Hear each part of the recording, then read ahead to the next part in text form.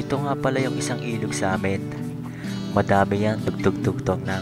Pero sa lahat, ito yung the best. Kasi bukod sa malino na siya, malalim pa at may talunan na din o diving spot at bukal ay dito na buo ang mga pangarap namin. May bukal sa gilid, doon kami kumukuha ng pang-inom. Malinis naman siguro yung tubig, bukal sa tagal na namin nainom dyan. Sa ilog na ito, marami na rin kami naging kwento. Sama-sama kami. Pag napunta dito, nagdadala kami ng mga pagkain dito na namin niluluto. Sarap kumain dito, sabay-sabay kami. Budil pa sa dahon ng saging. At yung ang isa sa nakakamiss dito, pag mahina-hina ka, mauubusan ka ng ulam.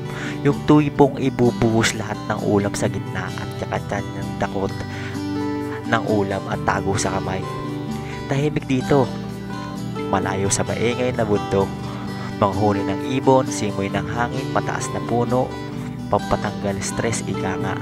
Yung tipong andun ka lang sa mababaw na lagaslasan, tapos nakahiga ka.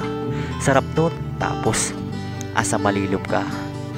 Ito pa yung malupit.